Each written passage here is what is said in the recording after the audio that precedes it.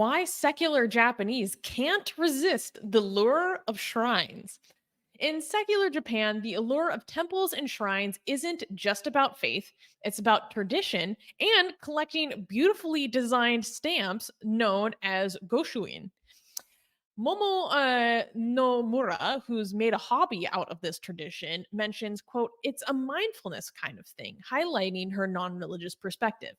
With around 70% of the Japanese populace sharing similar sentiments, being non religious, the connection to such places often leads more towards familial and communal ties rather than strict theological beliefs. As Ryosuke Okamoto, a religious professor, insightfully points out, in Japan, faith is not considered an important element of religion. So this is really fun. Um, we Okay, this is just fun for me. So again, this is part of the Associated Press global profile on non-religion around the world, and they had this profile of Japan, and they basically talk about like this new trend that's come out where Japan is vastly by majority non-religious, but there's been kind of a surge of people going to visit shrines, and it's because at shrines, they've started to do this practice of Goshuin, which is basically they give you these little stamps. Like, look at these. They this practice of giving out these stamps that full of calligraphy and these little designs to kind of commemorate or certify your shrine visit. So a lot of people have started the practice of collecting all these stamps and becoming these Goshuin collectors because they like the stamps, they like the little designs. You go, ring the bell, you clap and you kind of have your moment, and for many people it's a mindfulness practice, but then also they want the stamps. And it's really not religious. There might be some vague tie to ancestor worship, like they might in particular go to a shrine from their family's historical village or whatever. And this is how religious sites and shrines have begun to stay alive in the face of most Japanese not being religious really at all. And I thought this was really cool. And that this is, Armin, what you were talking about earlier, really what religion is going to move towards. So here's a photo of a shrine maiden certifying the stamps, like making the little stamp booklets. And I thought this was really cute. And also, I understand it because these stamps look pretty freaking cool. um, and I have a few more thoughts, but Armin, I just want your initial reaction. Well, I have a lot of thoughts, so if you let me talk, I'm going to talk for a while about this. Okay, then I'll give my last thought. One thing that impressed me about this article, or impressed upon me, was there was a religious professor and he talks about how in Japanese society faith is not a requirement of religious practice the way that it is in Abrahamic faiths. And when I was reading that, that hit me. And I'm like, you know what? This is what Goshen American has been telling us for years about us Abrahamics. Is this emphasis on the mandatory the mandate of faith, right? It's so central to Abrahamic belief. And it's just very interesting for me as someone not from this background to understand that that's really not a requirement, because to me that just seems so fundamental, right? And I think that's really positive, and I think that's what religious practice and cultural religious practice needs to move towards, is a de-emphasis of faith, because what Armin in particular always talks about is that faith really is the poison because it's such a flawed epistemology. That's one of the main harms, is faith as a dangerous epistemology or understanding of how to develop and understand truth. So that's the end of my thoughts. Armin, take it away. No, so this is really helpful to us. I'm so glad this is happening to in Japan, and I just want to tell people who might be new here about our philosophy, at least, and what we've been saying for a while, is that we are against religious reform, but we are for secularization, right? So and I see reforming religion and secularizing religion as the polar opposite of each other. What when usually people refer to reform, what they usually mean, because you could define these things in many different ways. But when people talk about reform, they usually mean changing the practices and keeping the faith. And what I see as secularization is the opposite of that. Maybe keeping some of the rituals and then removing their faith. And usually, when we try to give an example, is like Christmas, for example. Like a lot of people take part in Christmas. It's not really about Jesus. It's not really about God. It's not really about religion. It's just like the gifts. It's more about Santa than it's about Jesus, right? They like the rituals, they like the music. And the problem we have with religion is not the ritual parts.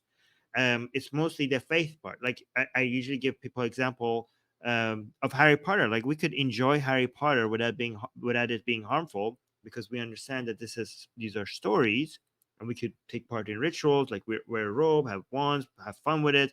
But Harry Potter would be dangerous if people actually believe that this is representing reality. It would have been like, imagine if your kids like packed up and tried to go and went look for Hogwarts, right? Um, so religion, the problem with religion is the faith part, not the ritual part. And I think the process of people becoming atheists or non-religious will be easier if we allowed the rituals to continue, because we know scientifically that humans need rituals. And many atheists sometimes try to figure out, okay, well, we are getting rid of rituals with religion, we need to replace it with rituals. I'm like, why do you need to come up with rituals are created through a long history. It's a long tradition. It has gone through its own social meme Darwinism. And if there's been a lot of trial and error, we could just keep the religious rituals, and we could just make it better. We could enjoy what we have.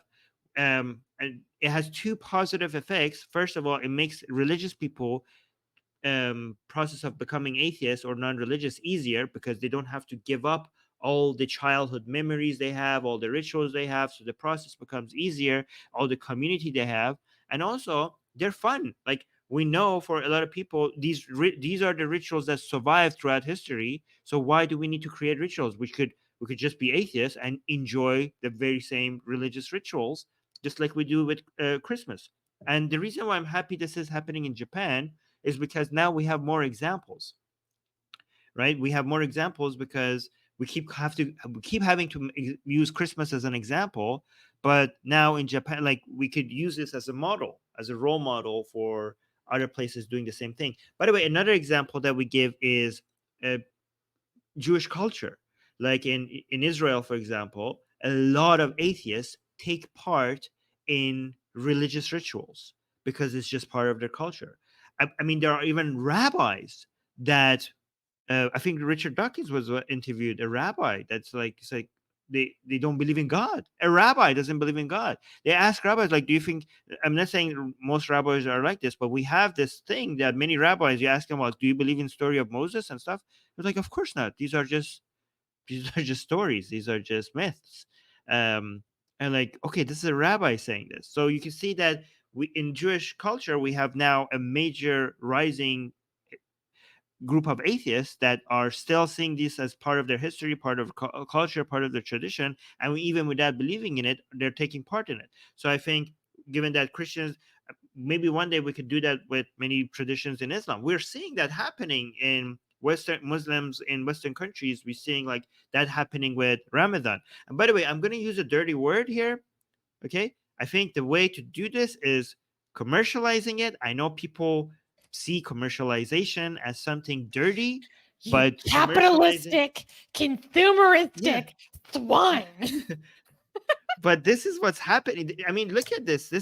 These temples are doing business. They're trying to stay relevant.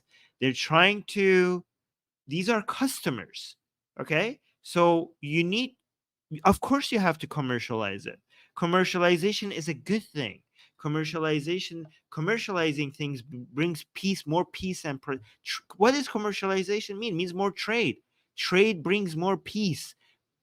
Trade brings prosperity. Okay, and if you want religious traditions to be less harmful, you bring it away from the heavens and the afterlife to this world, right? Prosperity focuses the attention of humans to this world rather than the fake next world. That's what commercialization does. And given that this world is the only one that we have, I say commercialize the hell out of everything. Do it. Do it. Because we are for life. Their religions by faith, the faith in religion is for death. Non-religion is about focusing on life. And again, the rituals are beautiful. They are enjoyable. They enrich culture. They enrich people's experiences. We need excuses to make ourselves feel special, and this is doing that. We know mentally religion has very effectively tried to take advantage of human needs, human emotions, to feed us some poison right next to it. So why not just remove that poison, which is the faith, which is the revelation, right? Which is the belief part, and just maintain the rituals.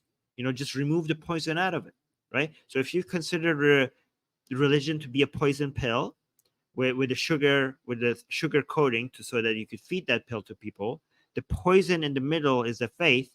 The sugar coating, which is the sweet part, is the rituals, right? So what reform is trying to do is to maintain the poison within, but what secularization is trying to do is remove the poison and keep the sugar. I think that's an excellent way of putting it. And also, I just want to highlight that Daniel gifted another 10 memberships to our community. Thank you very much, Daniel. That's really generous. Um, and we got a bunch of super chats. So let's read these out. Young Atheist is celebrating his membership for 2 months. Thank you, friend. And he's saying, you are giving voice to the voiceless. Keep it up. Thank you for helping us out. Goshuin American once again coming in with a mystery in the super chat for thought. That's what I'll start framing it as. His very creative food for thought. He's saying communal marriages to boost fertility. 8 parents to 38 young. So I'm assuming that means that it'd be like a family of 8 adults raising 32 children. Oh my god, that sounds like a lot. Artificial wombs might create a mass-produced offspring for corporations. This is a lot to unpack. JMP framed this in an interesting way. He's saying Japanese don't believe in religion, they just do religion. That's a very interesting way of framing it. I like that. Yeah. Secular Sakai gave us a $10 super chat. Thank you, Sakai. Saying a loved one really wanted me to attend a church. I said only if I could choose so. So I went to a Unitarian Universalist place. They had a brochure and a speaker attending from the Freedom from Religion Foundation. It was weird to see FFRF in a church. I think Unitarian Universalists are the closest thing that we have in North America to like secularized religion. It's very, very similar. They're basically just like one step away from being atheist. It's very much like, all paths lead to one, and that one is universal love. Like they're very interesting people and very open-minded and chill from my experience. Asian American gave another super chat saying it's like that in most of East Asia. The 79th descendant of Confucius work as the second sacrificial official to Confucius in Taiwan. Fascinating. And this is a great question. He's also asking, what chapter of your respective ex-faiths would you like to see adapted into a multi-million-dollar anime series? I thought about this, and 100% it would be the book and the revelation of Ezekiel. If you have read the revelation of Ezekiel, it is very intense. The imagery is insane. The Ophim, the seraphim that he's describing are perfect for anime.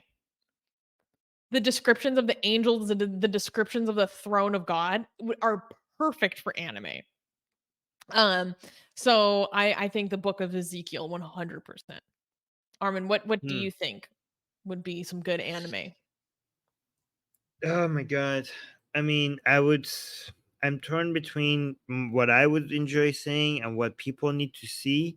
So I would say, for my personal pleasure, I would say when the devil rebelled against God and God basically cast him Mm. down, right? So that um that would be my personal favorite. But for people to see, um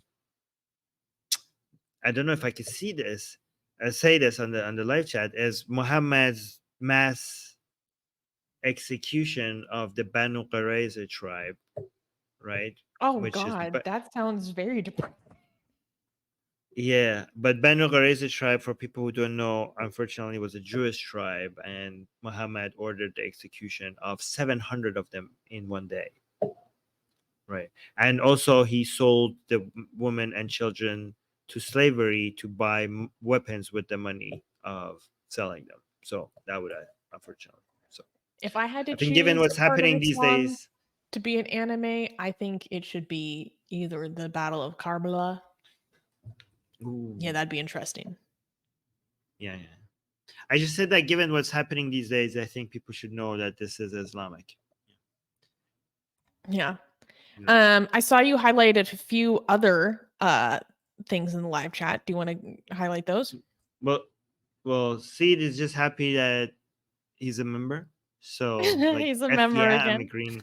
Yeah, yeah, yeah. Also, quickly addressing this, Rashid is saying capitalism and commercializing is the biggest poison as it destroys the planet through climate change. It's actually the opposite. This is a misunderstanding. If you note that which countries are going to have the technologies to be able to move us past fossil fuels, those are going to be the countries that are the most economically developed. So the faster we could progress economically, the faster we're going to have the solutions to move past burning fossil fuel. So anything that slows down the economy is going to keep us in this fossil fuel phase longer. So, commercial capitalism and commercializing is the best way to save the planet. All right. Did you see Okay. my So, message in the private chat? yes, I did. I have it Okay, ready. I have it wonderful. ready. Yeah. Well, great, guys. I have an exciting announcement. Literally, as we were here on the show, two new people became monthly donors. So, well, I'm not gonna say their name only because I don't know if they want that information out there. It's different than on YouTube where it's very public. But thank you to the people watching who just became monthly donors. That means we have 16 out of our goal of 50 monthly donors to bring back our news team.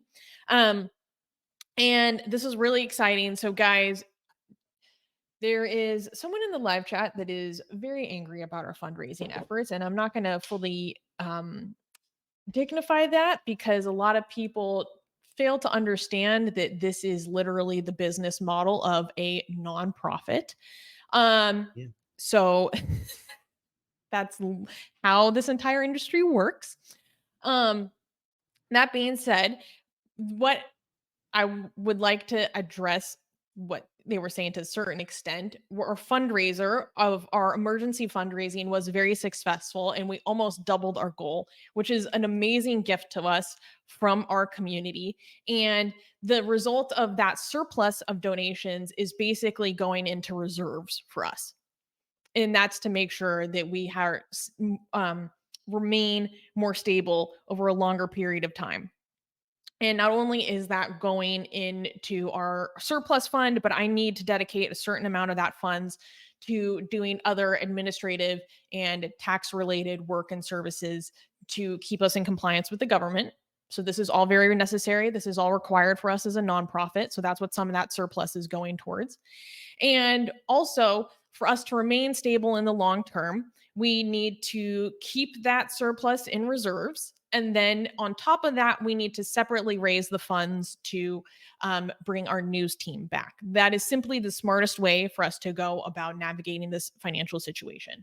Um, so, like I said, for us to uh, bring back our news team in its full capacity and to the quality that you guys know and expect from us, we are pushing our fundraiser for 50 $10 monthly donors.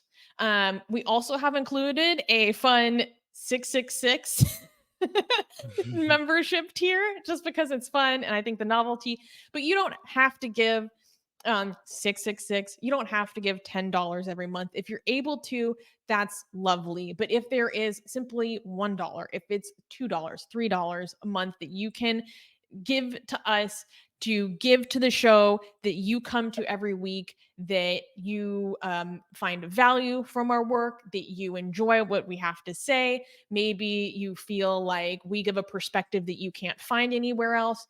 Or maybe you appreciate the fact that there are a lot of people around the world that don't have many other places where they can come and find like minded community. And they come here to find people where they feel like they belong, and you want to support that.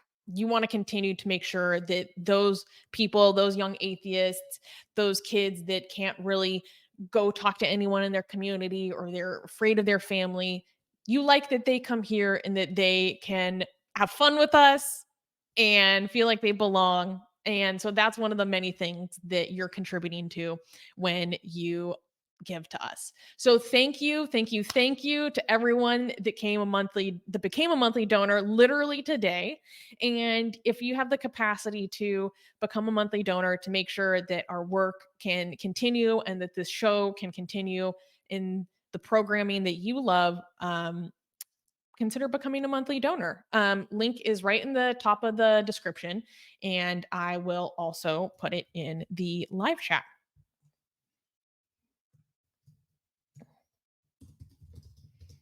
Oh, you're muted, Armin. Right. So Noman is saying, Noman. Okay, I'm saying that right. I wish I could donate more. No, Noman, do not wish that. Just focus on yourself, Mm-hmm. guys. People don't donate to us if you're not financially stable. Please, please don't donate to us if you're not financially stable. Just like and comment and share our videos. Those are free. Those don't cost anything, and that would really, really help us. So there's that. Okay. So also, Fed Fedaigen is saying, I hope that's also open via YouTube, not just PayPal. Yeah, we have YouTube membership if you want to help us with YouTube membership, with super chats. We have PayPal in the description. We also have our YouTube donate button that, right after the stream is over, I will turn on the YouTube donate, which is, you could donate to us through YouTube. So there are so many options for you to help us, and thank you for being interested. Seed of Iblis is saying, hearing the number 666 activates the beast within me. Boy, am I hungry. Oh, by the way, Seed of Iblis means the seed of the devil. So I understand. I don't understand why that's making you hungry, but just when Iblis is basically Lucifer, guys. And also, you want to read this one? Nine Lives gave us Oh, $5. Thank you, oh, Ben, saying oh, agree to stop. What? Susie, your microphone changed. I don't know why. Your microphone switched to another mic. So Ben Nine Lives with I will read it. With the $5 super chat saying, agree, stop the murder bombing of innocent people. Yes, I agree. Hamas should stop attacking innocent people so that bombing of innocent people will stop. I completely agree with that. Yeah. If I think Hamas should disarm and surrender itself to the IDF so that all of these bombings can stop. Completely agree with that. But yeah, but also, but I also agree that IDF probably will do some violations of, there are going to be many things that IDF does that are wrong, that should be called out. But also, let's remember how this all started, and how all of this could end. The only way that all of this could end is if we could end Hamas, Hezbollah, and the Islamic Republic of Iran. That's the only way all of this will stop.